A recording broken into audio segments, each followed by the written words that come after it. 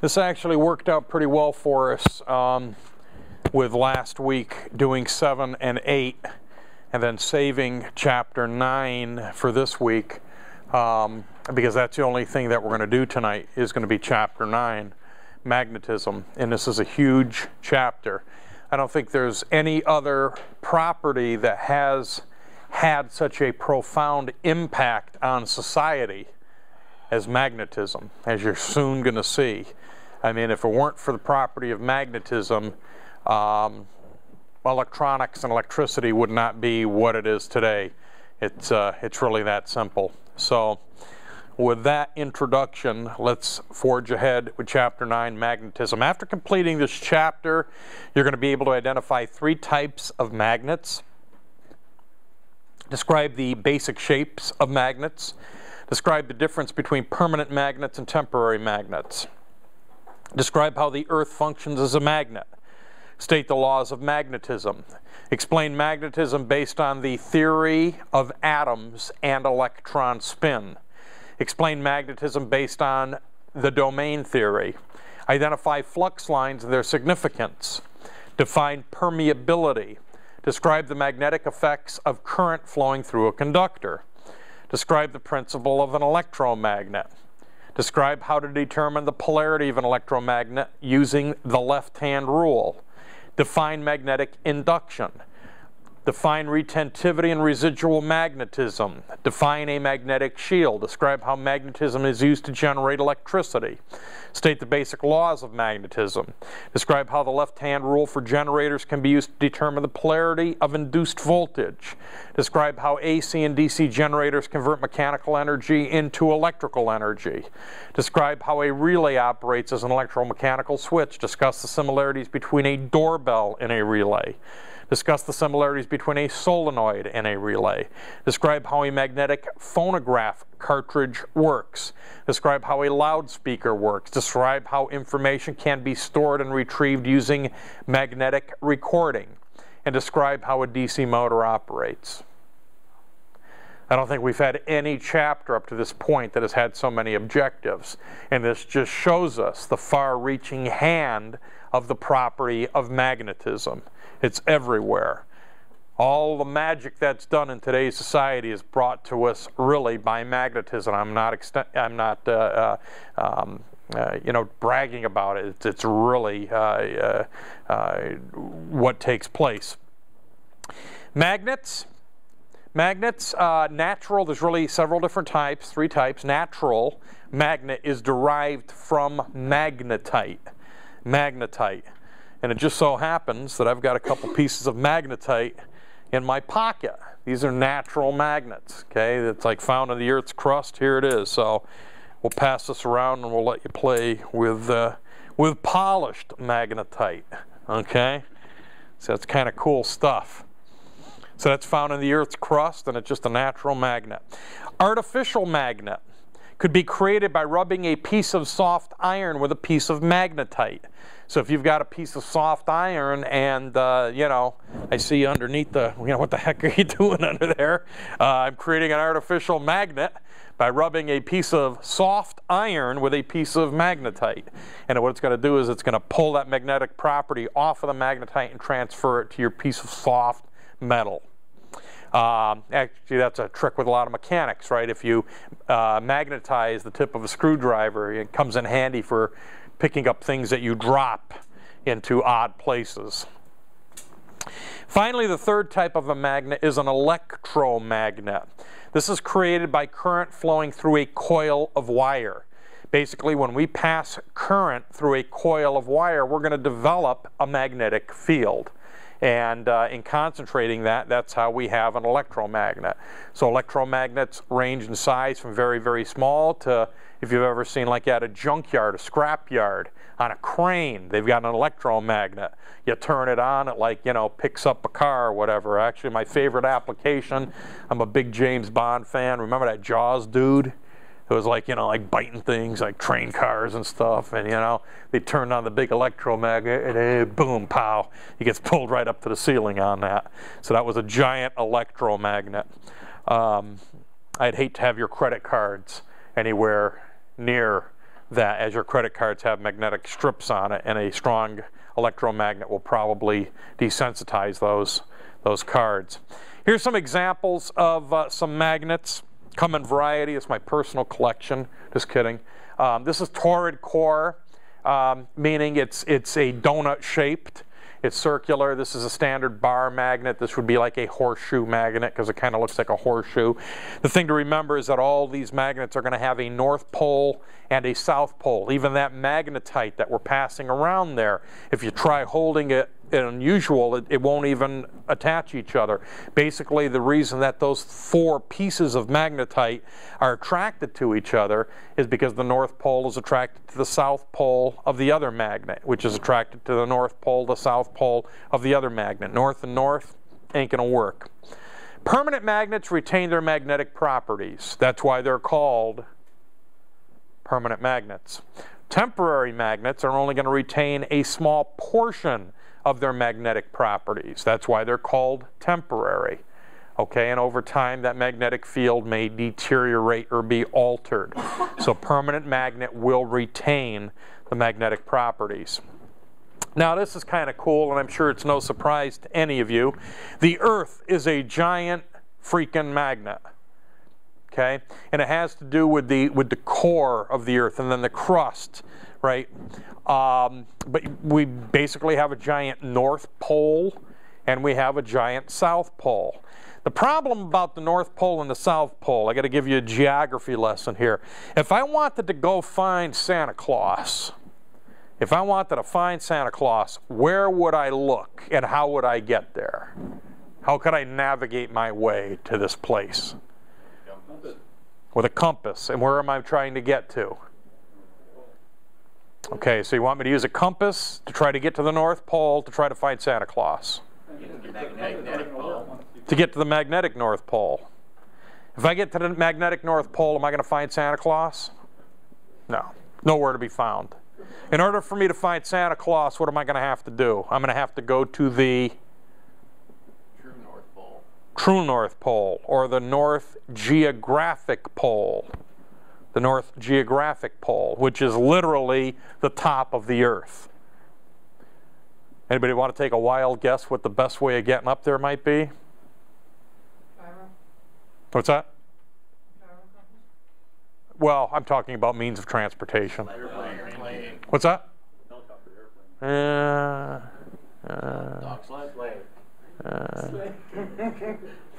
Santa's reindeer. Submarine. Submarine, yeah. You could be in a short sleeve shirt and go up there, surface at the North Pole, because it's underneath the Arctic Ocean. So you could surface at the North Pole. So I just happened to flaunt that. I actually have never been to the North Pole. My submarine has been to the North Pole. At home, I've got water from the North Pole in a vial from my submarine that went to the North Pole. My submarine actually delivered, believe it or not, Al Gore to the North Pole. It was after I was off the sub, but they did a mission and went to the North Geographic Pole. And typically on the ice, they put a lot of research camps to conduct research, magnetic research, and that's the place to do it. So the North Magnetic Pole is, this illustration, it's an artist's depiction, it's not very accurate. The North Geographic Pole is going to be somewhere up here, up north of Labrador. And it moves about 2 kilometers per year. And it's actually moving in a northwesterly direction. And the variance, the magnetic variance. Does anybody know the magnetic variance? The difference here between the North Pole Geographic Pole and where the North Magnetic Pole is? I know because I'm a pilot, and it's kind of important, okay? Because if I start flying northbound or whatever, which am I going, geographic north or am I going magnetic north? And the difference here in the Seattle area is between 19 and 20 degrees difference. It's pretty significant. So this hallway right out here in this wing is aligned pretty much with the North Geographic Pole. If you could walk straight, which none of us could do, we've got a dominant leg, and you walked out this hall and just kept walking north, eventually you're going to get to the North Pole, find Santa Claus. It's all going to be good. If you had a compass and you stepped outside the door here and you looked, that North magnetic pole is going to be literally over in this direction here. So it's very important because, again, in the aircraft, you've got a compass. You set your gyro compass for that magnetic heading. And I bet you folks never realized magnetic properties had such a profound impact on all these different things. If any of you are familiar with airports, airport runways are designated based on their magnetic heading. So SeaTac Airport's got 3 runways, but they're all parallel with each other, so they all have the same numbers, okay? If you're headed southbound, like typically when we have crappy weather here in Seattle, if you look up and you see an airplane going into SeaTac, what he's going to do is he's going to fly out over Lake Magnolia, right, then turn inbound, and then what he's going to do is land on runway 16. Because if you rounded that, it's on a compass heading of 160. So how do you make sure since there's 3 runways down there, because we all remember, those of us that have lived in the area a while, that 3rd runway when they put it in, it was very controversial. It's 16 left, 16 center, and 16 right. That's how they designate which runway you're cleared to land on. Add 180 degrees to that, and you end up with what? Runway... No, 16 plus 180 degrees, runway 34. So if you're landing northbound at SeaTac Airport, you're cleared to land on runway 34 center, 34 left, or 34 right. Okay.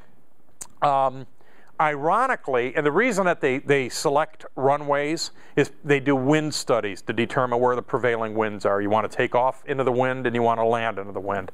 So primarily here in central Puget Sound, that's pretty much how all the runways are. Auburn Airport, 1634. Renton Airport, 1634. SeaTac, 1634.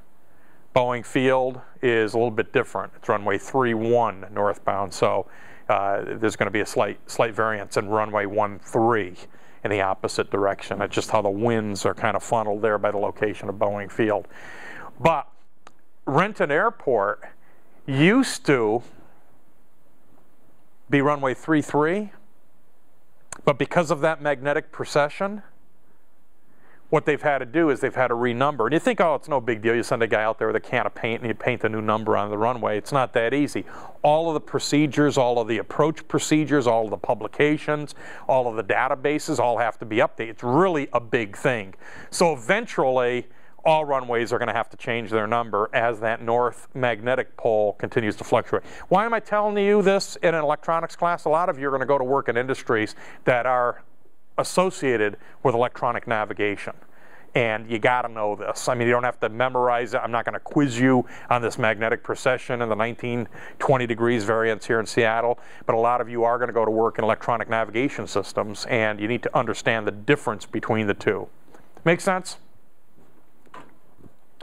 The laws of magnetism, I think most of you probably remember this from elementary school. Unlike magnetic poles attract each other, right? Unlike attract. So a north is going to be attracted to a south, the south is going to be attracted to a north. Like magnetic poles repel each other. North and a north, they're going to push each other away. South and a south, push each other away. This is actually kind of interesting too, because it has some applications now, like magnetic levitation. Some of these rail systems that they're actually, the whole train levitates magnetically. That's how they're doing it. That's how you get a whole train to levitate, because North Pole and the North Pole, they'll basically push each other away. And then once you've got something floating like that, it doesn't take a whole lot of energy to move a train. I mean, think about that. I don't know if you've ever even thought about why do we use trains. I mean, trains, that wheel on a rail, very little friction. So it takes very little energy to move a bunch of stuff, right?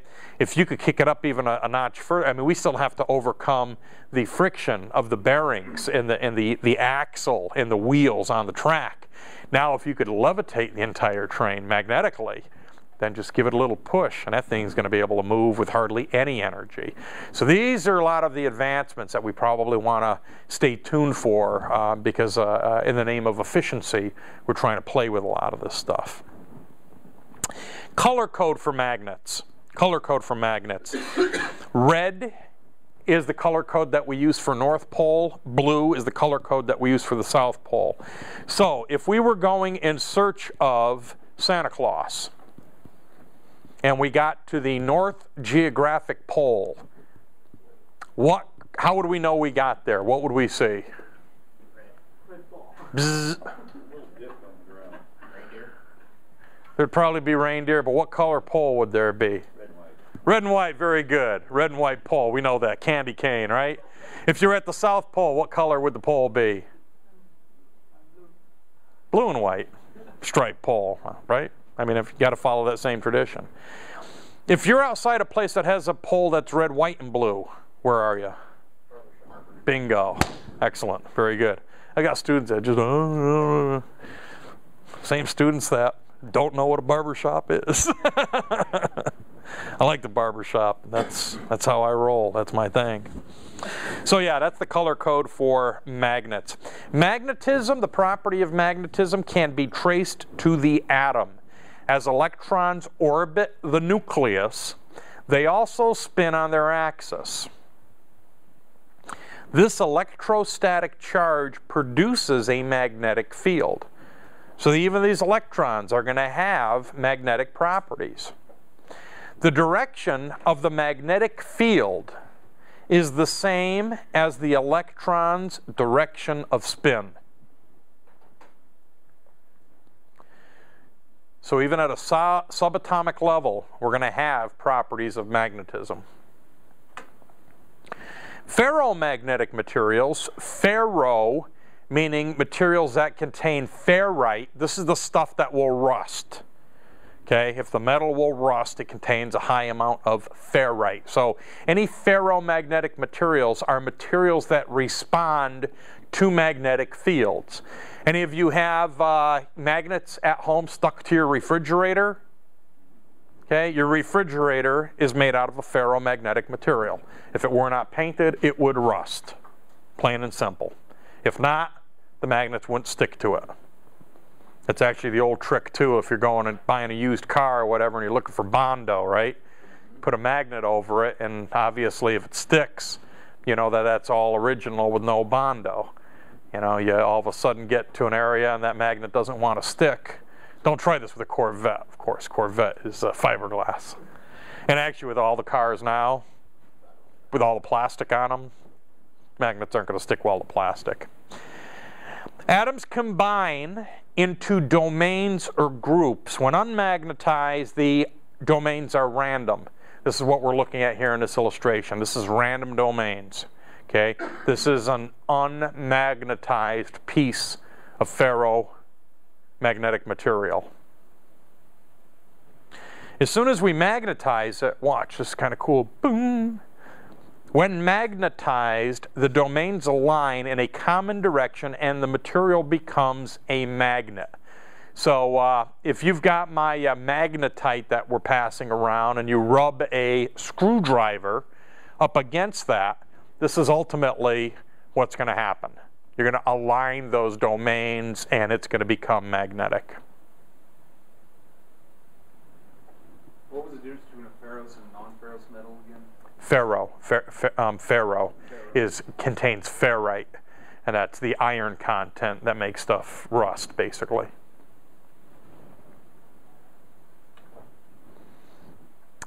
Now a magnetic field, this is kind of where you got to hit the I believe button, right? It's invisible lines of force that surround a magnet. These invisible lines are called flux lines. We've got to be careful because those of you in ELEC 115 are learning about flux, right? It's a different kind of flux. There's two types of flux in electronics. There's magnetic flux that we're talking about tonight, and there's also flux that we use as a cleaning agent for soldering, okay? You're not going to use a magnetic field for cleaning and soldering. To the best of my knowledge, and a magnetic field has never been used as a cleaning agent. Flux, however, is used as a cleaning agent, different type of flux. Okay, so this word has two meanings in electronics. And don't forget, One of the reasons that you're here is to learn the language of electronics. I wish I had had me as an instructor, okay, because I was kind of like flux, and I was like, why are we going to use magnetic lines of force to, clean something to make it more solderable? Just, nobody ever explained that to me, and I wasn't the smartest student. These flux lines have polarity, and that polarity is north to south. North to south, and it always forms a complete loop. They do not cross each other, and they tend to form the smallest possible loop. Some of you may have done this like in 3rd grade. You got a magnet, bar magnet, you got a piece of paper, and on top of that piece of paper you sprinkle iron filings. The iron filings will actually form a pattern, and that pattern that you see is the invisible lines of force. It is the flux lines. That's exactly what you're doing by spreading those iron filings on that, is seeing the lines of flux as a visual aid, if you will. Permeability, there's a new word for you. Permeability is the ability of a material to accept magnetic lines of force. An example of something that has a high level of permeability would be your refrigerator at home, if you got magnets stuck to it. My last refrigerator that I bought, and how many of you here like buy a refrigerator because like you got nothing better to do? And like, how many of you like buy a refrigerator because your food is all spoiled and your old one died? That's normally how you go about it. So, my last refrigerator, I was like in a panic, and I found one, and and they never fit right. They've actually made them bigger. So if you want one to fit into the small hole, you got to get a custom refrigerator. So a smaller custom refrigerator costs more than the big one that doesn't fit right. So I just got the big one. It doesn't fit right. It's bigger or whatever. But I get home, and I paid a lot of money for this thing. And then I get my magnets. And I got, the magnets to put Junior's work up on and everything else, and my favorite pizza place. Magnets won't even stick to this thing because it's like this designer facade, so you could, what the heck is this? So you got to put the magnets on the side. You got to put them on the side because the front is so that you could make it, I don't know. I just want something to keep my stuff cold. That's all I want. So permeability is a material that readily accepts these lines of force. If a magnet will stick to it, it has a high level of permeability. Now there's a direct correlation between electricity and magnetism, probably why we're talking about it tonight, right, in electronics program. A magnetic field is generated when current flows through a wire, period. Period. Let me say that again. A magnetic field is generated when current flows through a wire, period. So, when you plug something into an extension cord, is it generating a magnetic field? You betcha. When you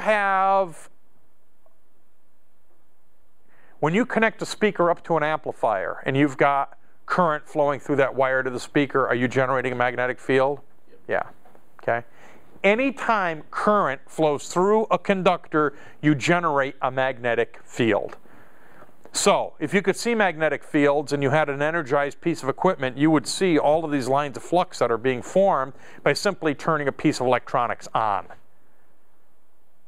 By simply turning a piece of electronics on or an electrical circuit on, you're generating lines of flux. Sometimes it's something that we need to be aware of, other times it's something we need to discount. An example would be in your home, okay? Typically how your house is wired up, the magnetic fields that are generated by your home are not sufficient enough to cause you any worries. They're not going to demagnetize your credit cards, they're not going to, screw up your brain, but still, they are generating magnetic fields. There's no way around it. Wasn't there talk a while ago about staring at a computer screen for too long, the magnetic fields could affect you after a while? Yeah, and again, with some computer screens, there's some higher frequencies that are used, and it's the same thing.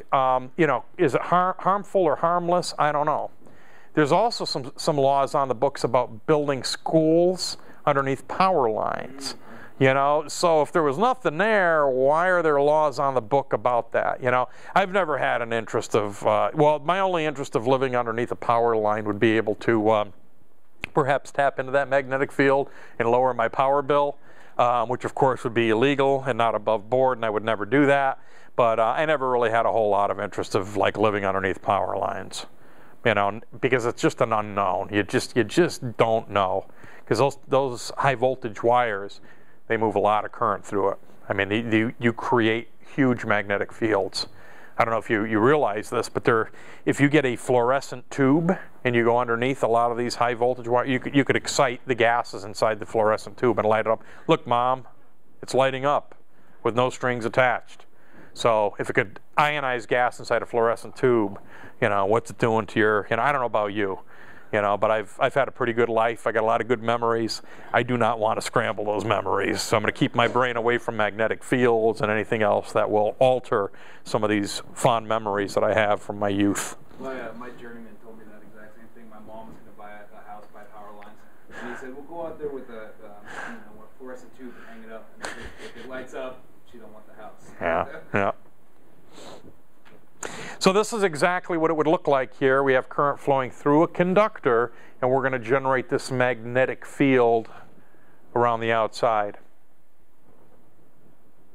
I don't know if it's a stupid question or not, but if you have a magnetic field, it doesn't mean stuff's going to stick to it, right? If the magnetic field is strong enough, stuff would stick to it. Normally, the magnetic field is not that strong, so stuff won't necessarily stick to it. Like iron filings are not necessarily going to be attracted, you know, to a low energy circuit that's energized. But that being said, there's still a magnetic field there. It's just not strong enough to, you know, attract an iron filing, you know, to stick to the circuit. Thank goodness. You know, or whenever we turned anything on, it would be, you know. Now,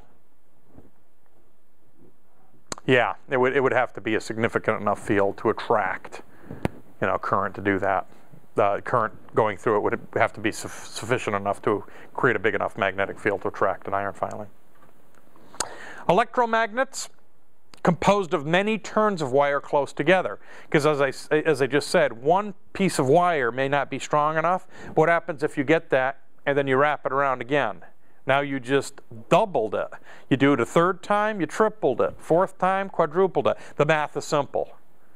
The math is that simple. So every time with a winding, you add a winding, you're increasing it, that magnetic field that you're generating by it. So the principle of an electromagnet, when wire is twisted into a loop, the flux lines are brought together.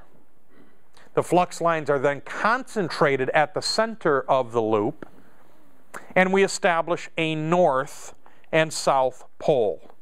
Anytime you create a magnetic field, you're creating both a north pole and a south pole. The strength of the magnetic field can be increased three ways. The more turns of wire, the more flux lines are going to be added together and concentrated. The greater the current, the greater the number of flux lines that are going to be generated. Okay, this only carries you so far though, because what happens, you're passing current through what? A piece of wire. What property does wire have associated with it? Resistance. So you just can't keep increasing the current, because if you keep increasing the current, eventually what's going to happen? It's going to become a fuse. I mean, even if the wire is this thick, you have enough current go through wire that's this thick, eventually you're going to part that wire, okay? And it's going to begin to get hot. And so it could cause an electrical fire. So you just can't keep saying, and let me take another step back. You know what kind of wire we're going to use to make these coils? We're going to use what's called magnetic wire. And magnetic wire is not wire that's inherently magnetic. Magnetic wire is wire that's used to make windings, and what it is thin copper wire, but it has a lacquer coating on the outside. There's an example right there, outstanding. That's magnetic wire. Okay? and it looks like copper wire, and it is copper wire, but on the outside is a thin lacquer coating. That lacquer coating acts as an insulator, an electrical insulator, to prevent the wire from shorting. Because if I wound wire over itself, why would current want to go all the way, keep going through the wire? It would just short right out. Okay, so we have to keep it insulated by using that lacquer on it. So let's get back to this bullet statement here. The greater the current, the greater the number of flux lines generated. I'm going to get to a point that I cramp so much current through that coil, it's going to begin to get hot.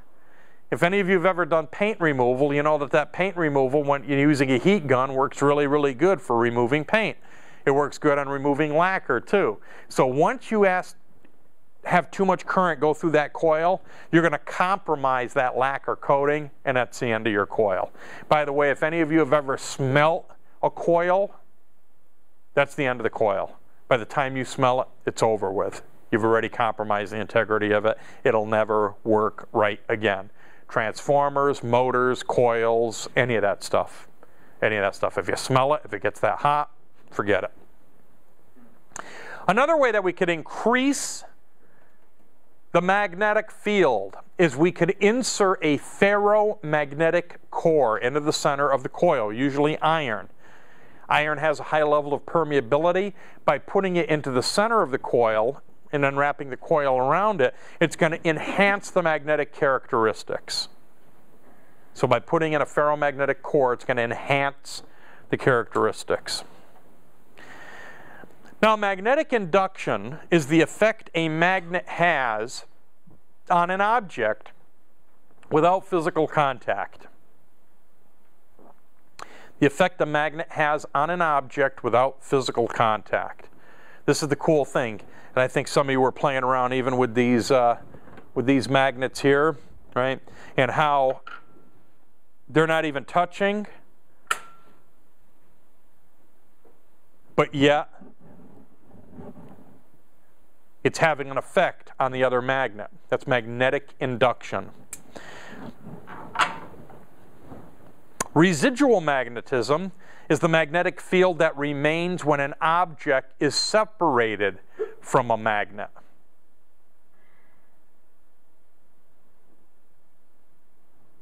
We used to have literally a big problem with residual magnetism. This is something that I don't know if any of you want to make a wild guess at this here. I'm thinking of a very, very large object that developed magnetic properties. And those magnetic properties needed to be removed, or it could compromise the position of this large steel cylindrical object. Submarine. Submarine. Big, big, big problem in submarining. Because the submarine, being made out of a ferromagnetic material, would pick up the Earth's magnetic field, and gradually it would become magnetized. And the problem was there was equipment that would detect the magnetic anomaly. So there's no way of seeing a submarine, and some of our submarines are so quiet you would never even hear the submarine.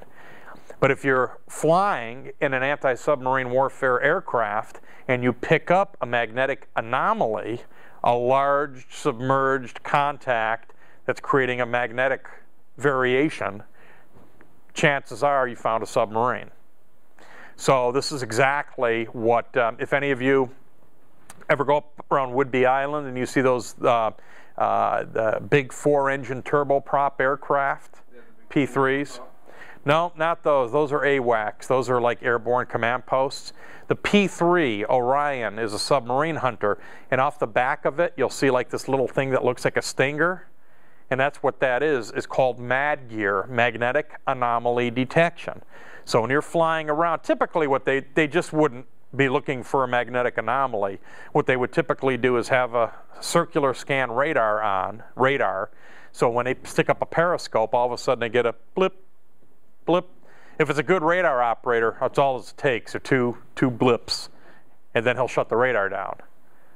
So what they'll do is they'll continue to fly, and then he'll go to a sector scan.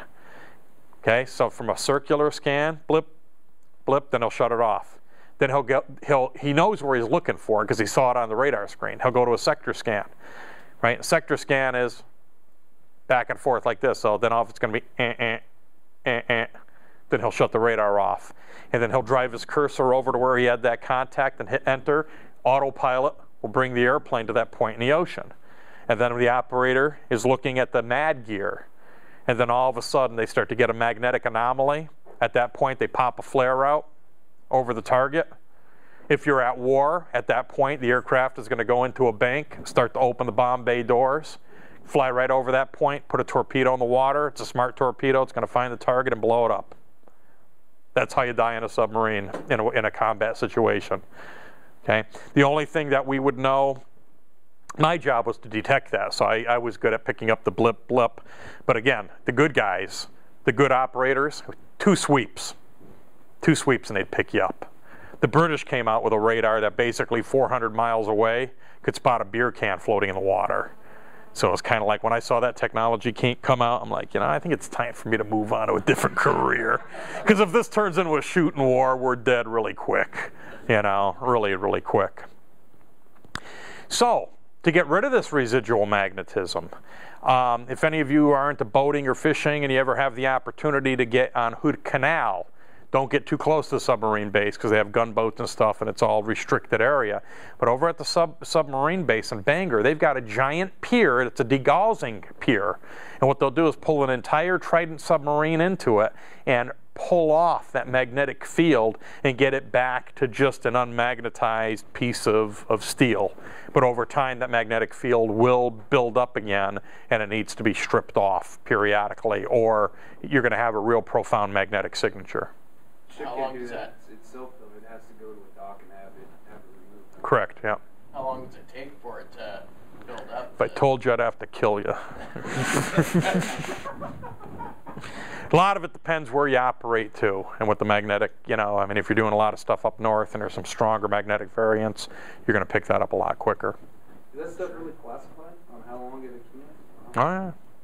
Yeah, because then if you keep track of what boats go in, and it begins to paint an image. Somewhere you get magnetized, and you're not rubbing against metal or another magnet. Earth's magnetic field. Yeah, Earth's giant magnetic field. So theoretically, at the equator, the flux lines are at their weakest point, being that they're at their widest dispersion from the two ends. Yep. Yep. And then again, we see this manifest itself like with the Aurora Borealis. If any of you have ever seen the Aurora Borealis, I had the opportunity in February. I went up to Fairbanks, and they say that if you're up there between October and April for 3 nights, basically you stand a 90% chance of seeing the Aurora Borealis. So we were up there for the flight up there, we saw them from the airplane. The first 2 nights, I mean, it was phenomenal. I mean, we couldn't have planned it any better because there was a huge solar flare, and that's exactly that Earth's magnetic field is attracting the charged particles. So as soon as they get the upper regions of the atmosphere, they ionize. So literally it's like a neon light, except it's in the sky. So I should bring in some pictures and show you. I mean, it was breathtaking, just phenomenal. You're just standing there, minus 23 degrees. It warmed up. The week prior it was like minus 47 or whatever, and I seriously, even though I had gloves on and everything, I had to take off my gloves to manipulate the camera. I ended up burning the tips of my fingers, and it took about a week for me to get the feeling back, and I mean, it's very, very dangerous, but way cool. Way cool to see this, and people spend thousands and thousands of dollars to go up there and see that. But it's the magnetic field that's actually attracting that near the poles.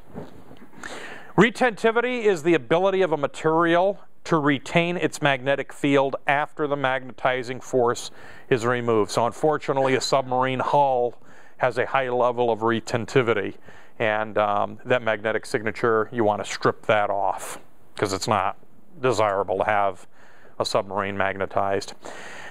Now, magnetic shields are made of low reluctance materials. They're used to protect electronic equipment from magnetic flux lines. Okay? Sometimes we need to protect equipment from these lines of flux. because they could cause interference or even worse. Let me kind of back up for a second and see if you could connect the dots on this. We all understand that when we apply current to a conductor, we create a magnetic field, right? So, bear with me. If we have a magnetic field that happens to pass through a conductor, what do you think we're going to do? I'm going to create current. Yeah, so basically if current creates a magnetic field, an electromagnetic field can create current. This is one of the things that they kind of figured out the hard way when we started lighting off nuclear weapons. One of the side effects of a nuclear weapon was an EMP, an electromagnetic pulse. And this electromagnetic pulse was a giant magnetic pulse that would go through the atmosphere, and when it came in contact with a conductor, it induced a current where current didn't belong. Fry radios, back in the day when they first started lighting off nukes, basically we all used tubes, and tubes are high voltage devices, and it would cause some interference and some wacky symptoms, and that was about it. With us going to microchips now in integrated circuits, that amount of current is going to fry, that's our technical term for the night, fry these circuits. Okay, because we're dealing with minute amounts of current to get the job done. So all of a sudden you have an EMP, you're gonna fry stuff.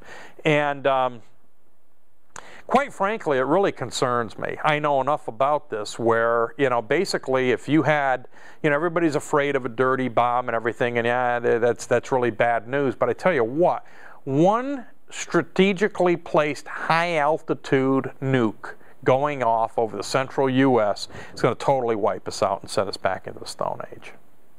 Okay? And it's the high altitude ones that really screw things up because they're far reaching because of the line of sight. And I mean, can you imagine a world, you know, in a world that your ATM doesn't work, in a world that your grocery store, which uses a computer to order new food and supplies from the distribution center, doesn't work, your cell phones don't work, your internet doesn't work, your computers don't work, your car computers don't work. The only people that are going to be driving around are the old people kicking old school diesel, where, you know, compression and fuel, and you've got the diesel engine running. Okay? Science fiction? No, pure science. This is how it works. So these magnetic shields are actually used in some military applications for hardening the sites, because we know that this EMP is going to cause problems. None of the consumer stuff that we use is hardened. Air Force One, what the president flies around in, is hardened. Okay, they brought that down to Kirtland Air Force Base outside Albuquerque, New Mexico, and that's where they do this EMP testing and basically prove what it's able to withstand. And again, that's all really highly classified information. The same thing with the autopilots, you know, now it's all fly-by-wire technology. So this electromagnetic interference could cause big problems. I don't know if any of you remember years ago there was a problem with Airbus. Well, there's always been a problem with Airbus. Just different problems as time progresses. But this was the problem with Airbus, was with the A320 aircraft.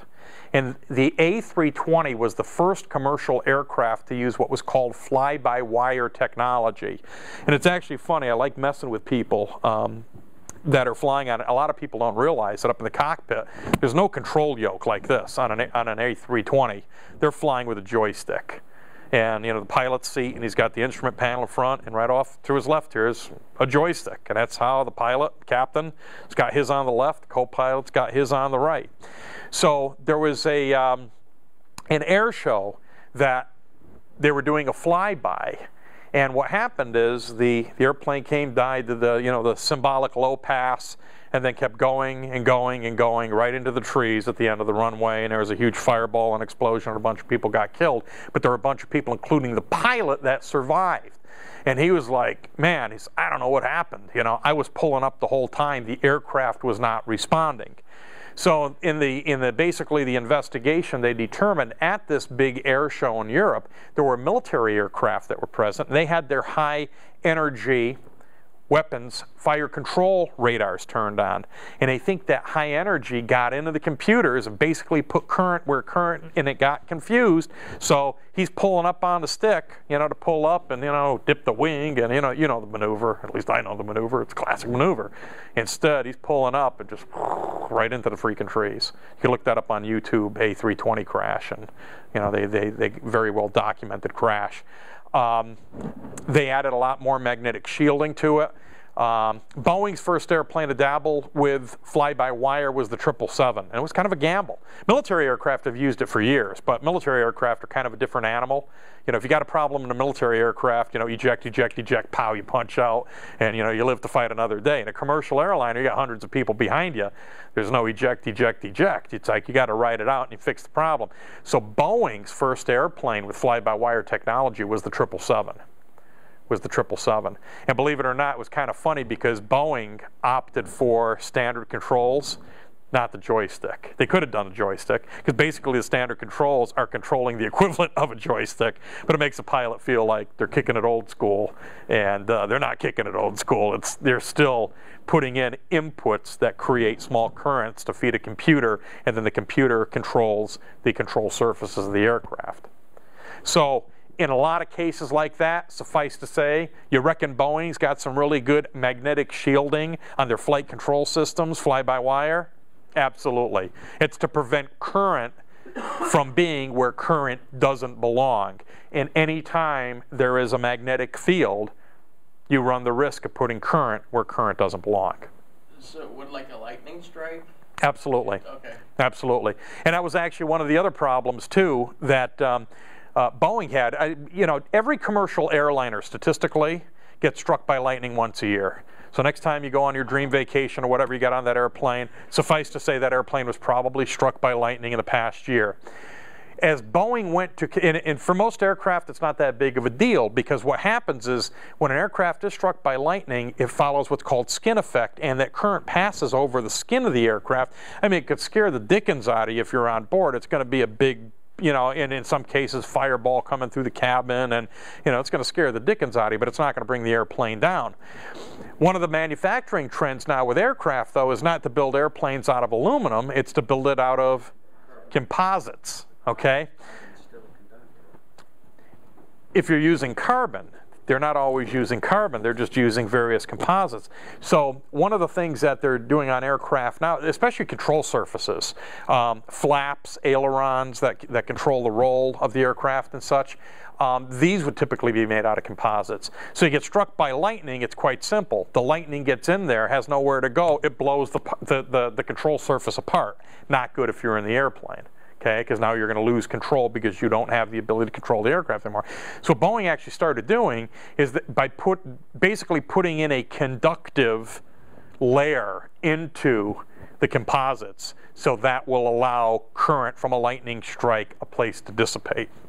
So kind of get rid of the aluminum only to put a conductor back into the composite. It's still highly efficient and lighter and stronger and everything else. I guess lighter and stronger. I don't know. When they fail big. But I guess aluminum, when aluminum fails, it fails big too. So I don't know. I like kicking it old school. Electromagnetic induction is the principle behind the generation of electricity, and I think all of you know where I'm going with this because we just talked about EMP. A magnetic field passing through a conductor is going to induce current. Current is produced when a conductor passes or is passed by a magnetic field. As the conductor passes through the magnetic field, a deficiency of electrons is going to be created. This results in a difference of potential between the ends of the conductor.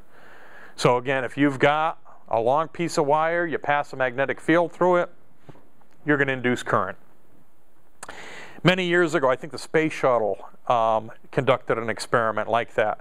And literally what they did is they trailed a long wire loop, and what their goal was to try to drag it through the Earth's magnetic field and see if they could, you know, generate current from that. Basically, they vaporized the wire.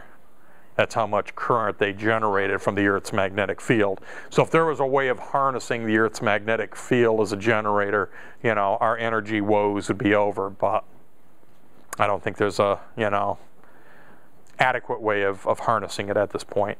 What Basically trailed a wire and pulled it through the Earth's magnetic field and vaporized the wire. So when the conductor is removed from the magnetic field, the free electrons return to their parent atom. So what we're doing is we're getting electrons to move in a conductor. By getting electrons to move in a conductor, we call that current. Call that current. So we're creating current. Faraday's law. The induced voltage in a conductor is directly proportional to the rate at which the conductor cuts the magnetic lines of force. Okay? I'm going to make this real simple for you to understand Faraday's law here. Okay? Envision up here that I have a big north pole. Big magnet sitting here. Boom. Big, giant. And here I have a big south pole. You all agree that I've got lines of flux that are going from the north pole to the south pole? And all that stuff that I talked about earlier, the straightest line, the shortest distance, right? So in between here, I'm going to have a strong magnetic field if I had a giant magnet right here. Do you agree with that? Okay. Faraday's law says that if my conductor, if I got a conductor, this is a conductor. When I say conductor, I'm not talking just a piece of wire. I'm talking about a piece of wire that has a loop in it. So the current's got to have somewhere to go, and it has to have a load, right?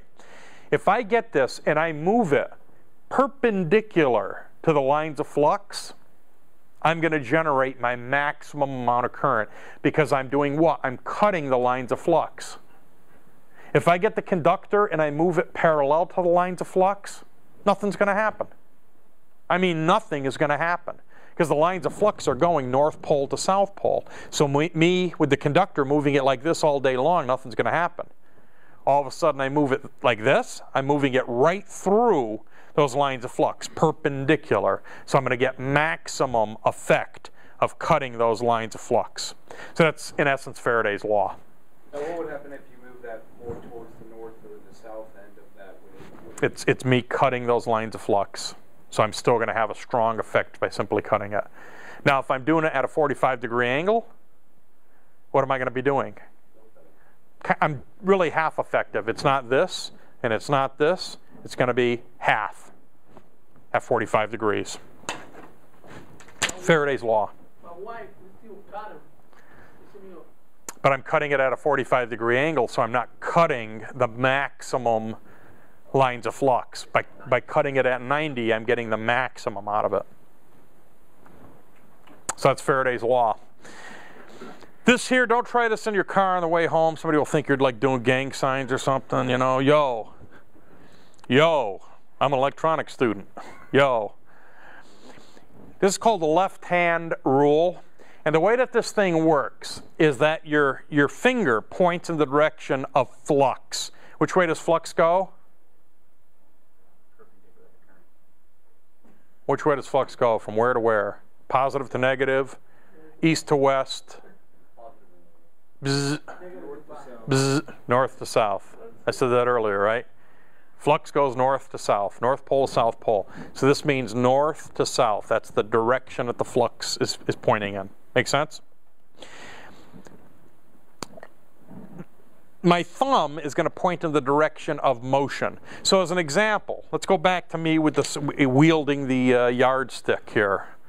Is this a yard? This is a yardstick, 36 inches. That's one of the reasons that I'm real happy that we're not on the metric system, or we weren't when I grew up.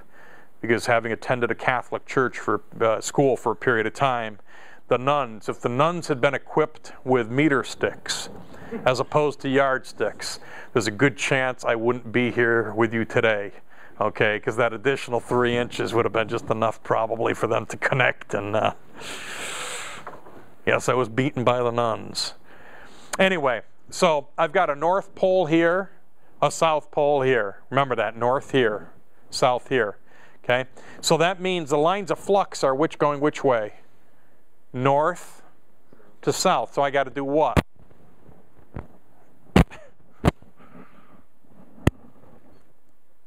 Make sense? I'm going in this direction. Okay, so with the left-hand rule, now my thumb is going to point in the direction of motion.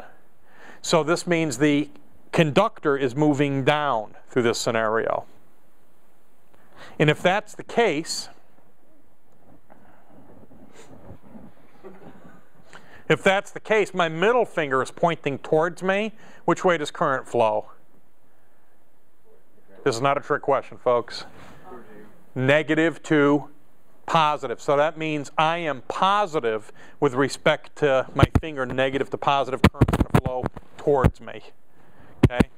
To make it easier, let's make this the North Pole. Let's make this the South Pole. And let's move our conductor. Let's move our conductor down. By moving the conductor down, current now is going to be flowing away from me, negative to positive. Make sense? So again, will you ever use this in industry? I doubt it. But this is a way of determining which direction we're going to induce current in a generator based on relative motion. Now, magnetic and electromagnetic applications. Probably the biggest and most important is the AC generator. AC generator converts mechanical energy to electrical energy by utilizing the principle of electromagnetic induction. And this is the most popular way of producing electricity. Now, whether we turn this AC generator, we're going to turn it by the shaft, right? Whether we turn that shaft from steam and a turbine that's generated from coal, oil, nuclear, hydroelectric, it's irrelevant. The key is that we're turning the shaft. And turning the shaft, we turn the generator. That's what produces the electricity. Now, if we take that another step, are there means that are more efficient than others? Are there means that are more ecologically minded than others? Are there, you know, what we watched last week in our program meeting on Wednesday?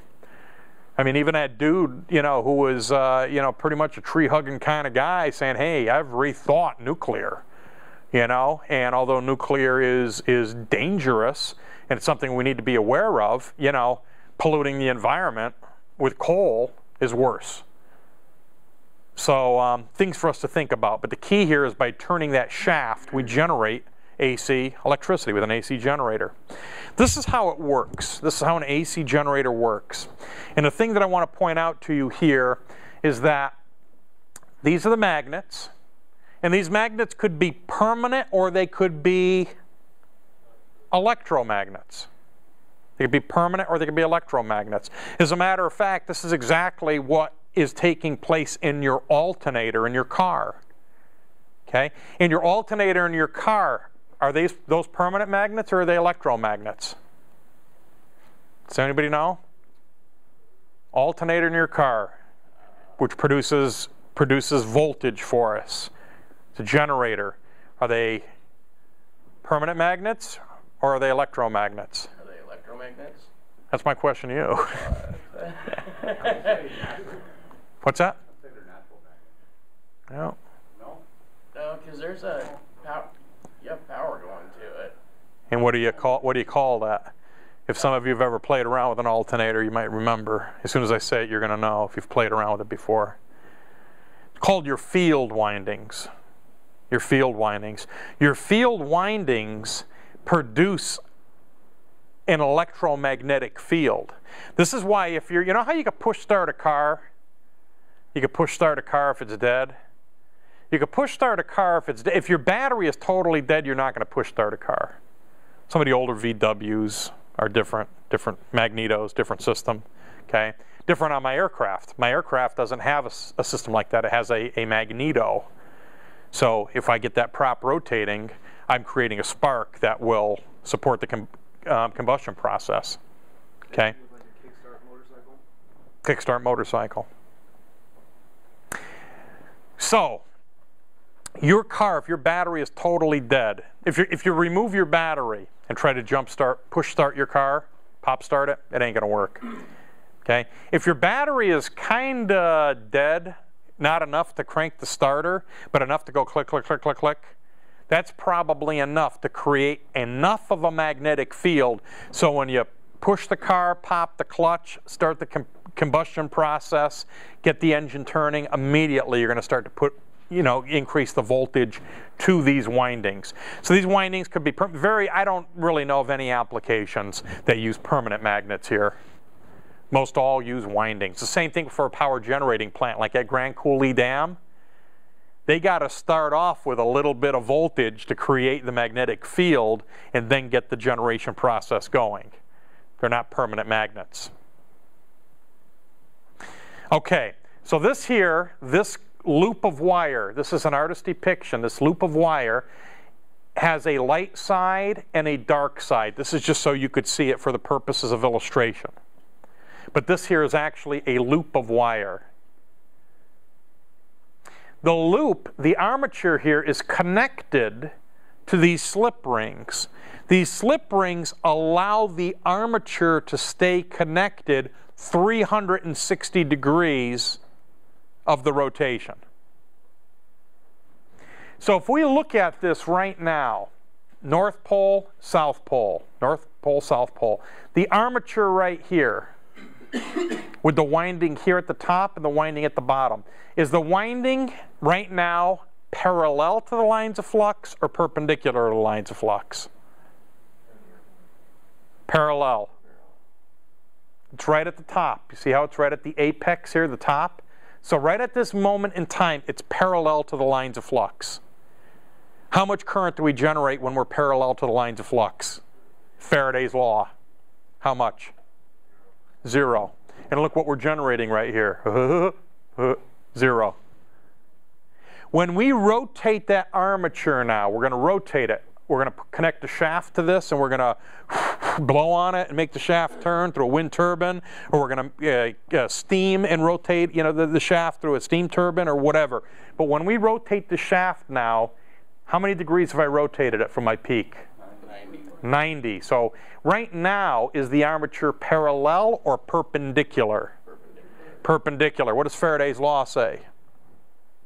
When I'm perpendicular to the lines of flux, I generate my maximum amount of current. Well, look what we did. When we rotated it 90 degrees, now I'm at my maximum peak value. When I rotate my armature another 90 degrees, see how I started out here at the top? Then I rotated it 90. Now I rotate it another 90, so I'm actually 180 degrees from where I started off. Am I parallel or perpendicular to the lines of flux? Parallel. What does Faraday's law say? 0. What am I generating? 0. I rotate it another 90 degrees. Now I'm coming up on the back side, 270. Parallel or perpendicular? Perpendicular. What am I going to do? Generating Faraday's law, maximum, cutting my maximum field. I'm right here. I complete that cycle. I've just created 360 degrees of a sinusoidal waveform. This is an AC generator. Half of this is positive, half of this is negative. If you're actually an electron caught in this whole thing, basically what happens is you get moved X amount in this direction, then you go back to 0, and then you get moved X amount in this direction, and then you go back to 0. You never really go anywhere, but you do get shaken back and forth, back and forth, back and forth. Make sense? It's an AC generator. A DC generator, and actually, by the way, does anybody know who the father of the AC generator was? Who do we give credit to AC generation? Tesla. Tesla, very good. Nikola Tesla. He said AC was the way to go. There was another guy, big in history, who said DC is the way to go. Anybody know who that dude was? Edison. Edison. Actually, more of a household name. Everybody knows Thomas Edison. Actually, when I first entered this industry, nobody even knew Tesla. Tesla recently has gained some acclaim or a cult following, depending on how you want to look at it. But Thomas Edison, he wanted to wire up everything in DC. If you go back to New York City, which is actually the power company back there is Consolidated Edison, Con Edison, really started out by Edison. Edison got the first contract to wire up the New York City, and he wired up a lot of the buildings for DC. And again, we're not going to get into it here in class. You could look at YouTube, Edison experiments, electrocuting animals, you know. Tesla experiments, and they were. They'd get like an elephant and like, you know, electrocute it and like, you know, kill it dead and say, you see, this is why you don't want to use DC. This is why you want to use AC. AC is much safer, you know, and sort of like killing animals and stuff on, you know. So you can look that up on your own YouTube. We're not going to do it here. But I mean, it was. These dudes were at each other because it meant world domination. You know, who's going to get the contracts? And again, Tesla was right. AC is much more efficient to transmit.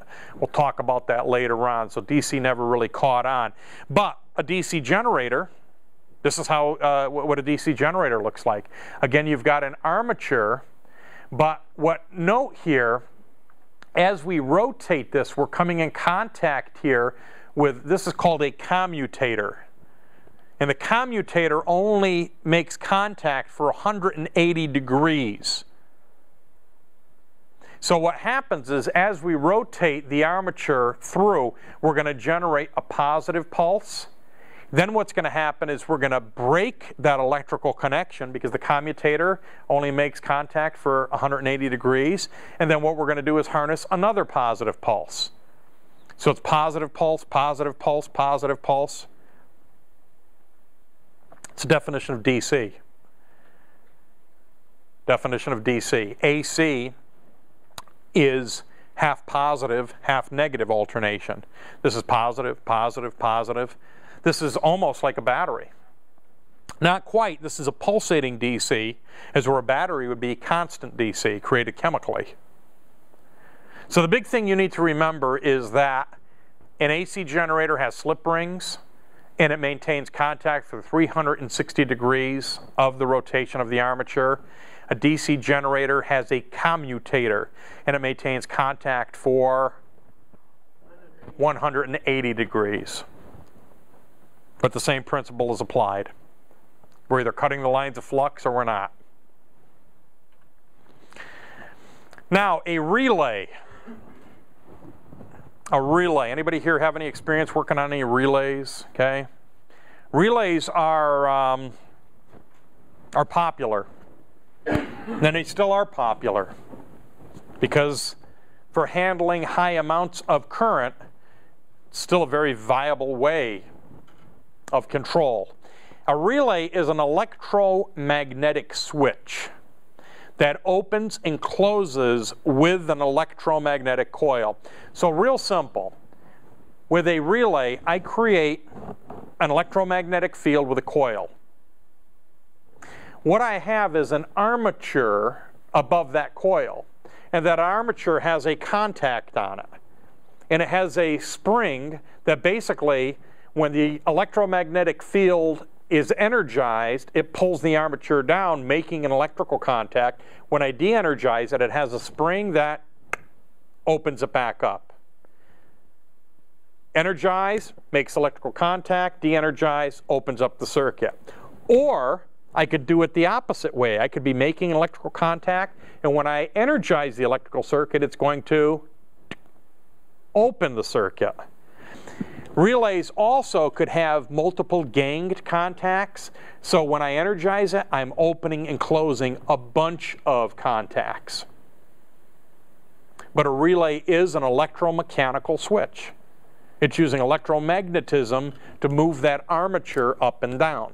The good news is it's an electromechanical switch. It's going to fail often, and you're going to need highly qualified, competent technicians to go in and troubleshoot it.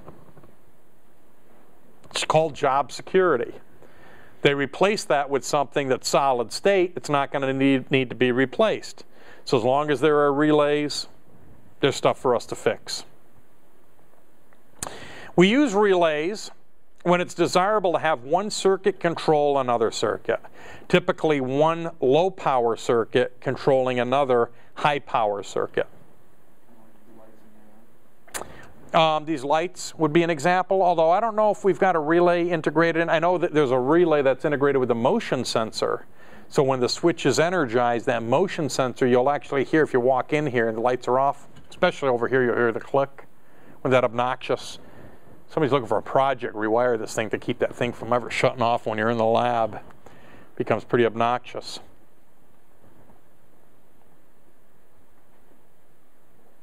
It's also used to control several circuits some distance away. So an example of like a relay would be, anybody here play with model trains at all? Model trains are nothing more than a small example of the real thing. If you look at a freight yard on how they switch and build trains, they basically have switches that move an entire, it's a motor that will move an entire railroad track so that trains, could be built on different sidings and such. Well, how do you control that? The switch alone would be like a Frankenstein, switch. You can't do that.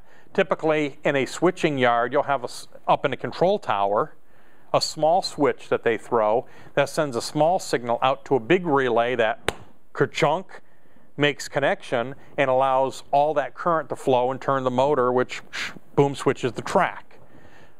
It wouldn't be practical to have wire this thick going to a control tower, knocking, it would pull the control tower down. Wouldn't make sense. So it's used to electrically isolate the two circuits. Make sense? Okay. Example of this would be a doorbell. Small signal voltage bringing about a large change.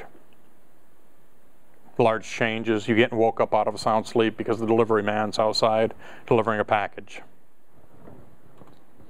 Here are some examples of relays.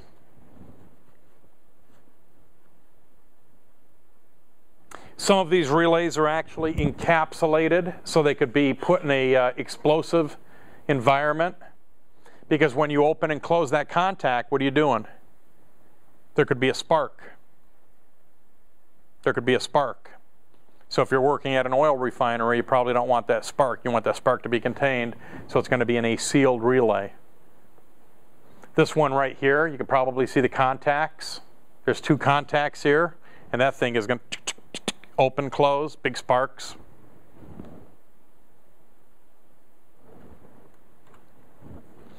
Now a solenoid is a coil when energized pulls a plunger that does some mechanical work. An example of this might be door chimes. I'm talking about the old school ding dong, right? Those are physically little hammers hitting chimes. Now most of the stuff, even like clocks, if you buy a clock that has chimes, it's not chimes, it's a recording of chimes, synthesized, okay? There's very few examples of real chimes being struck by solenoids. Another example is your automotive starter. When you turn the key, typically you turn the key, that energizes a starter relay. The starter relay energizes the starter solenoid.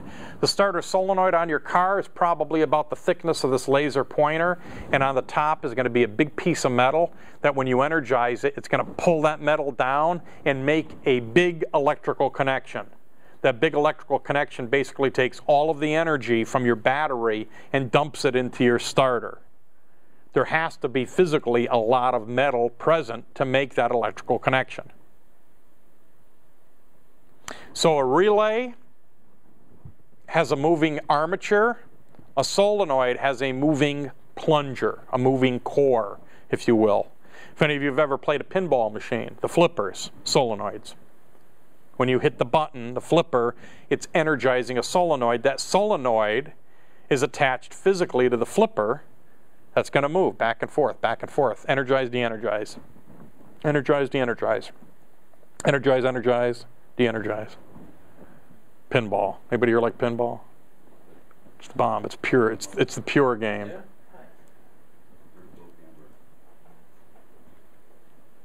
Look for a project. There you go. Restore a pinball machine. You could restore a pinball machine, contemporary pinball machine. It's got everything. Electrical, mechanical. You've restored one? I have 3 that need to be done. Really? There you go. There's projects. Big project. There's projects right there. What era? 60s and 70s. Really? Old school. Huh? I've got one. I've got F-14 Tomcat. It's the real deal, man. If any of you remember that one, it had the big gumballs on the top, red, white, and blue. When you get it into the advanced levels, those things light up. It was actually considered the most obnoxious pinball machine ever created. Because if you're in a bar, and those freaking lights, it looks like a police car parked there or whatever when you get into the you know, multi-ball. It's pretty slick. What's that? Valley or Williams? Williams. Yeah. Good stuff. 87. That's after Williams bought Valley. One of my other favorites, I've been keeping my eyes open. If I find one and bring it home, my wife will kill me. Because that one pinball machine, she's freaking, when are you going to get rid of that thing? Never. I mean, it's so freaking cool, man. And I keep it operational, you know. But the other one I'm always looking for is Cyclone. If any of you remember Cyclone? Oh, wow. And it was a big, you know, during the Cold War, Ronald Reagan. And actually, there's a Cyclone roller coaster. And in the front car is Ronald and Nancy Reagan holding on for dear life. Great pin, great pin. Anyway, pinball brought to you by the amazing solenoid and relays. I love the applications for these things. Actually, one of the things too with relays that's kind of fun is some airports have what's called pilot control lighting. And one of the local airports here is Bremerton National. I don't, you know, probably a lot of you don't even know Bremerton National. You can land a 737 over there. Okay, it's a big airport. You know, they don't have any commercial traffic in and out. They've actually tried in the past, but it's just Bremerton's not that big of a market. But it's a big runway. Pilot control lighting. So one of the things that I've been known to do in the past, if I'm bringing somebody that's not accustomed to aviation, is what I'll do is I'll start the approach, and I'm flying the instrument approach. So I'm following an invisible glide path down to the runway. So when the lights are turned off at the airport, it's just a black hole. You're just descending into this black void. And then usually about a half a mile out, what I'll do is I'll dial in the frequency, and then I'll hit the code. And basically it's a matter of me just turning my transmitter on and off, on and off, on and off 5 times, turns it to high intensity. So all of a sudden you're descending into this black hole, and then before you, this runway appears with the chaser lights and everything. And it's kind of a power trip, you know. I think it's kind of cool, you know, by me simply, you know, clicking my radio, I just turned on, you know, this huge airport, you know, 5,000 feet of runway lights. That's all brought to you by, well, there's the pilot control lighting aspect of the radio, but what really makes it happen is relays. It was really, you know, really relays. It was actually fun with relays too. Also called, could be called an industrial contactor. I used to be really in the, I guess I've gotten old and I'm out of the swing of things with holiday lighting. I used to cover every right angle of my house. I mean, it looked like, you know, Christmas vacation material. It was kind of funny because my next door neighbor, he worked for Boeing, is electrical engineer for Boeing. The guy across the street was an electrical engineer for the Federal Aviation Administration. So these guys, you know, I'm out there kind of messing with them and stuff, and you know, you see them plugging in an extension cord and the bush lights up, and you know, you plug in another extension cord, another, you know, the roof line lights up, and with me, I wanted to control everything simultaneously. So I got this big industrial contactor that fell off the back of a truck. And what I have are 4 separate circuits. Each circuit is up to 20 amps each. So what I did is I basically rewired my home, and I have separate circuits for the outside lights. And then I have it on a timer. I mean, I could connect it to the freaking, you know, clapper if I wanted to, right? So simply when that turns on, boom, everything is on at once. It's like, how did you do that? This here's an industrial contactor, you know.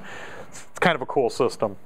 Have you seen that video of the guy's got his computer controller? Yeah, yep, absolutely. With music? Yep. And actually one of the things that brings that about, and was kind of where I was segueing into, is normally for a first quarter student, you'd be taking the PLC class, ELEC 116. PLC basically is an industrial computer that controls, open and closes, basically relays for industrial control. So after taking that ELEC 116 class, if you wanted, you could buy a PLC and basically set up a Christmas display on par with you know, what we've seen on video is that with the light synchronized to music and everything. Really easy to do with PLCs. Real easy to do. Well, not easy, but doable with PLCs. Phonograph pickups. I'm sure some of the younger students are sitting in here and saying, what is a phonograph, right? You know, what's this with the scratching, right? That's what they're scratching on a phonograph, right? Uses an electromagnetic principle, believe it or not. A magnetic field is produced by a permanent magnet attached to a stylus. The stylus tracks through the groove of a record in response to the audio signal recorded. Basically, back in the day, some of you are probably familiar with this, like a musical group were cutting an album. And literally what they were doing was cutting a groove into a blank, and they're cutting an album. They're recording an album. Okay, this is how it was done back in the day. Then what that would be as a negative, then with the positive, you could start stamping out albums all day long and, you know, getting them to radio stations, play your music and start selling it, and that's how you'd make the big time. Well, with the MP3, that's all changed. We won't comment on that. But the stylus literally tracks through that groove in the record in response to the audio signal. The movement creates a small voltage that varies at the audio signal response to replicate the wave pattern that originally created it. The induced voltage is then amplified and used to drive a loudspeaker, producing the audio, a facsimile of the audio signal that produced it. And, you know, if anybody here own any albums? Do you have the ability, okay, anybody here have a means of playing any of those albums? I actually bought a phonograph a couple years ago because I had some older records, and, you know, all the stuff's available as MP3 now, but, you know, they don't. They don't. You know, and yet for that full experience, you need a phonograph player to play it. So, kind of a classic, old school, retro way of going, but. Digital doesn't produce warmth. No. It's almost too clear. Analog produces warmth. Tell you, some of the stuff, I have a hard time, because again, growing up in Connecticut, you know, I had my little 8-transistor radio. We'd go down to the beach in the Connecticut shore, Rhode Island, Musquamacut Beach. We'd go down there and whatever. And you're listening to the New York radio station. You're listening to the hits, the top 40 hits, you know. And you know, now I listen to some of the high-quality recordings. It's kind of like, is this a remake? Or it doesn't sound like the original. You know, the original, because the original I was listening to out of a little speaker like this. You know, 8 transistors, mono. You know, now the stereo version of it, it's a little bit different. And of course, I was on a limited budget, so I wasn't always going out and buying the albums or certain albums that you had, and that was high fidelity back in the day. So how a record player would work, magnetic, that little stylus tracking in there, magnetic cartridge. Loudspeaker, basically the opposite, constructed of a moving coil around a permanent magnet. So basically, if any of you have ever bought speakers before, one of the attributes you look in, basically he or she who has the heaviest magnet, the biggest magnet, wins, because that's the permanent magnet. And what that means is that you could throw more energy in there to create either an attraction or a repulsion and move the cone of the speaker back and forth, rapidly replicating the original sound that created it. So that's how a loudspeaker works. So the key components, the size of the magnet, the coil, how much energy measured in watts, acoustic energy. But again, it's a magnetic device. That's how it works.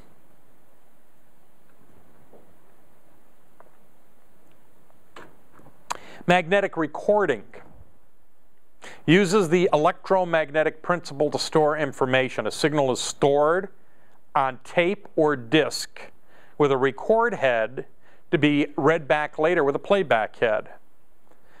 Some can be combined in one package. That means record head and playback head on the same head. The way that this works, and it's kind of important that you understand this. Basically, it's like getting a piece of tape and sprinkling a bunch of iron filings on that piece of tape.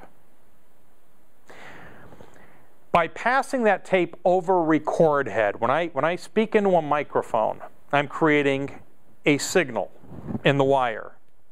Because the microphone, which also is a magnetic device, the the air molecules moving back and forth create that vibration. The microphone picks it up and transforms that into a small electrical signal that goes in, gets amplified, and gets connected to the record head. The record head is going to fluctuate its magnetic field, putting those iron filings on the tape into a unique pattern. That pattern will be stored on that tape, not indefinitely, because if it's stored here on planet Earth, what's one of the things that it could be under the influence of? The Earth's magnetic field. If you put it in close proximity to any other electromagnetic device, it could alter that. So magnetic recordings will not last forever. As a matter of fact, a magnetic recording, every time you play it back and you try to read that fluctuation in the particles that was put on there, it loses a little bit of what it was originally. Remember how the video stores, and get younger students to know, what's a video store? Well, back in the day, we used to have to go to places and rent VHS tapes, okay? Why would you have to rent tapes when it's just get it on demand? Well, that didn't exist back then. You used to have to rent it on tapes, right? Be kind to rewind, absolutely. Okay? Those were the good old days. They really were, I think. Those tapes, they used to sell, they'd only get so many uses out of them, and then they would sell them as previously viewed. You know, and I used to capitalize and add to my library, if there's a movie I really liked, buy it previously viewed. But you know what? The quality was always on its way out, because every time you use that, play that tape, you'll lose a little bit of it. So like for high-end production in video, what they would do is, let's say you're making a documentary for the Discovery Channel and you're shooting it on video. Now, there's some different ways of doing it, but if you're shooting it on videotape, what they would do is they'd go out and they'd shoot, you know, with a helicopter and these beautiful shots or whatever. They'd get the original tape, they'd make one copy for the purposes of editing. Then they'd put the originals in a vault, and they wouldn't touch the originals. Then they would figure out, well, we want to edit this scene, we want to edit that scene, we want to do this. Once they figured out where all the edits were, then they'd go back to the master tapes, and they would make a recording of the segments that they want and produce a video production, knowing that every time they run that tape through the machine, they're lessening the video quality of what was on that tape. So videotape, any magnetic recording media, will over time lose its integrity. There's no way around it. Are CDs and DVDs kind of the same deal? Yep. If you're burning them, with basically traditionally, it's not magnetic per se, but over time it will deteriorate. The best method is what's known as actual RAM, like DVD RAM.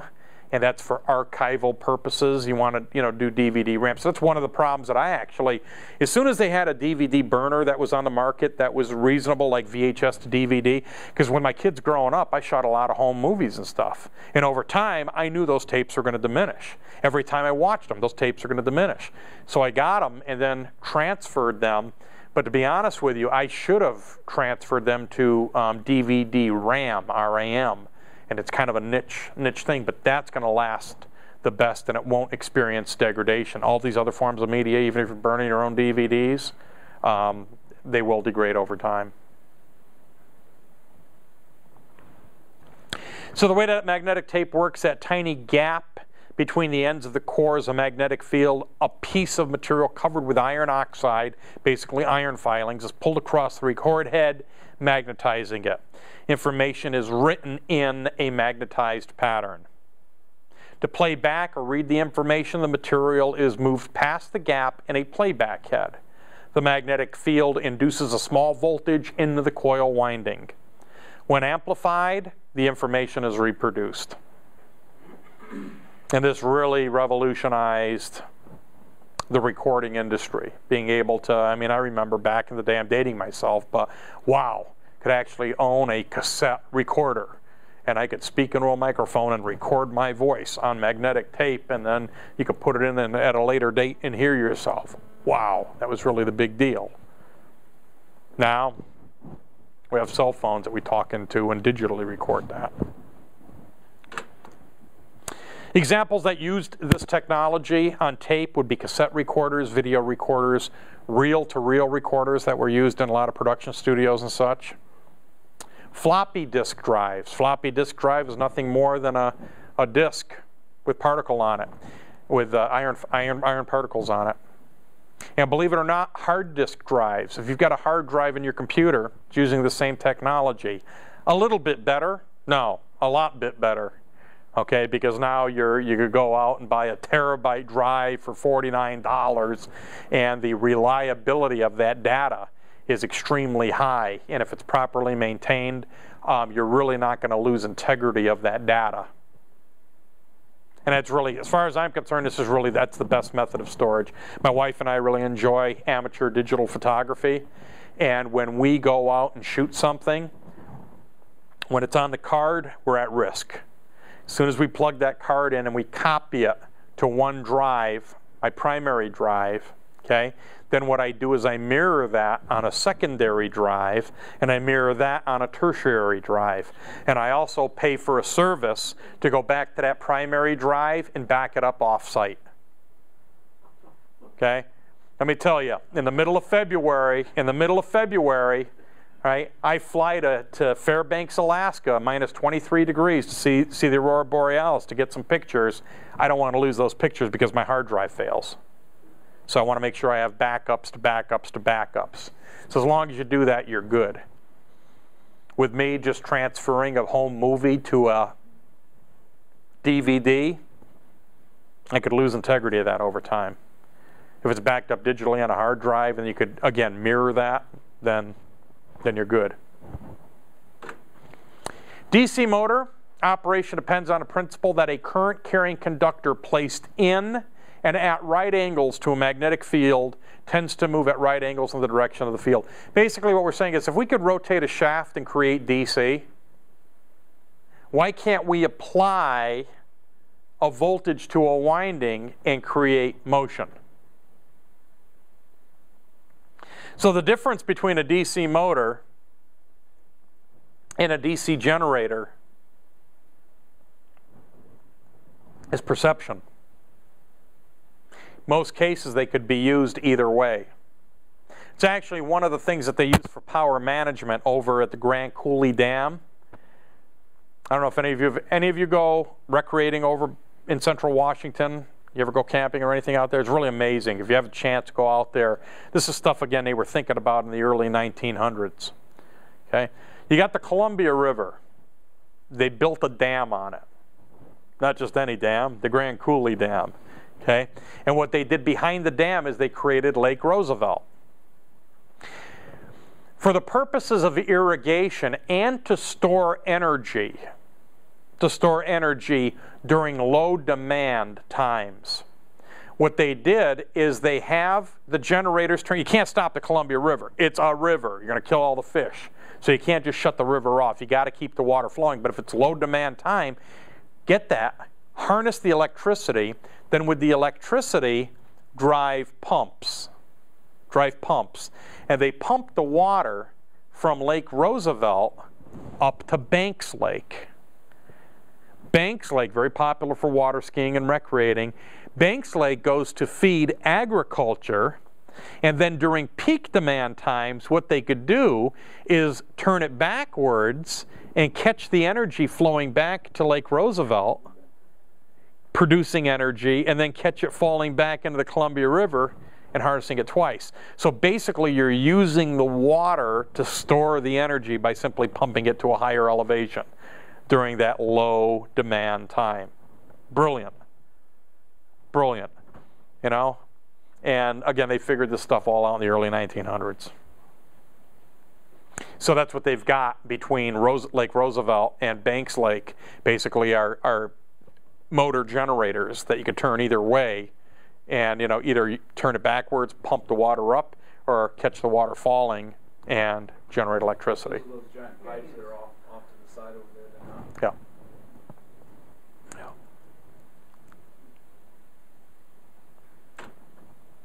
And this is simply the process of creating a magnetic field that attracts and opposes and creating motion instead of motion being used to create a magnetic field. Now we're harnessing the magnetic field to create motion with a DC motor. Another area that uses electromagnetic fields, TV, radar, computer terminals. What we're talking about is the old school monitor like that. Old school monitor like that. Basically in the back of a monitor like that, there's an electron gun. So you get to go home tonight. What'd you learn about in school? My instructor was talking about them, their electron guns. It's going to zap us. Now, an electron gun basically sits in the back of a cathode ray tube and shoots an electron beam out towards the screen. That electron beam is going to be controlled through deflection windings. The deflection windings are horizontal and vertical. And that's what's going to be used to basically paint the image on the screen. It's your x-axis and your y-axis. So that's how we'd use that to paint an image. Now with flat screen monitors, we're doing things a little bit different, but it's kind of an evolutionary process based on what we were doing with that magnetic field.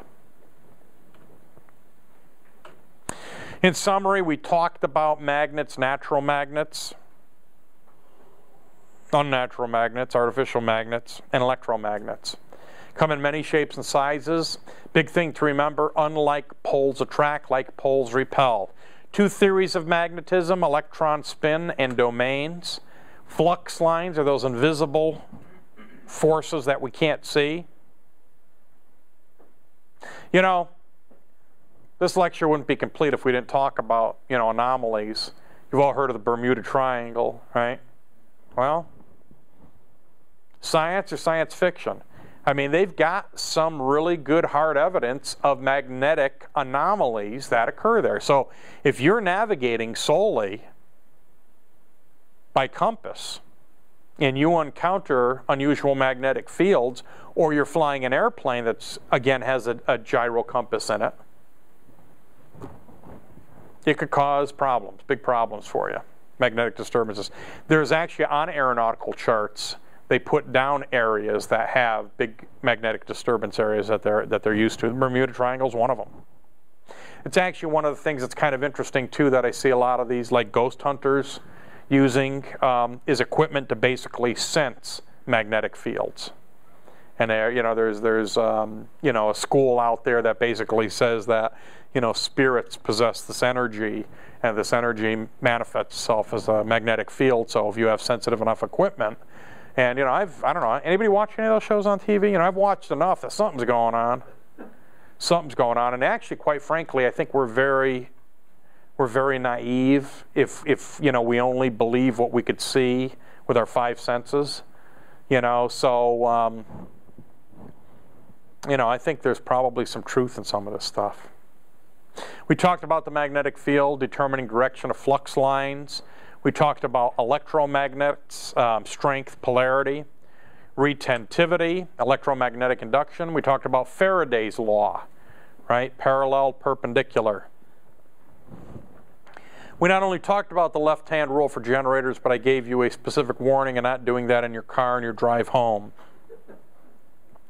as someone might think you're giving gang signs.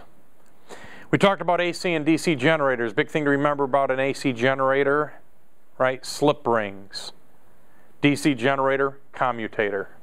AC generator makes a wave that's half positive, half negative. DC generator makes pulsating positive waves.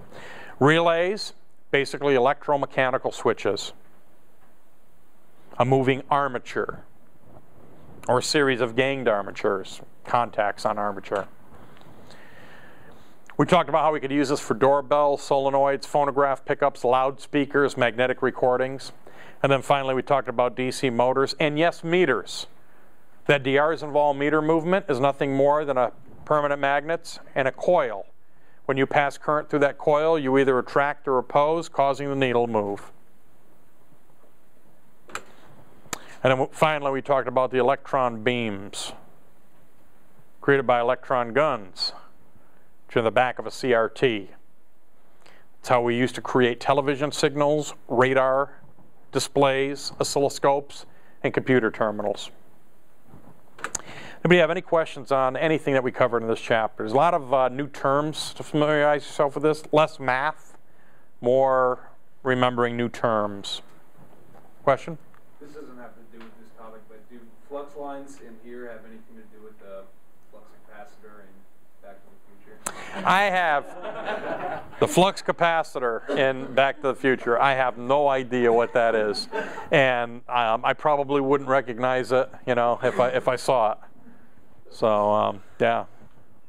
There's no reference to the flux capacitor. It's just a completely made-up thing that they came up with, huh? Pretty much. I don't know if there's any Wikipedia references to it. Yeah. You know, could be a fun project to try to build one, I reckon. I was just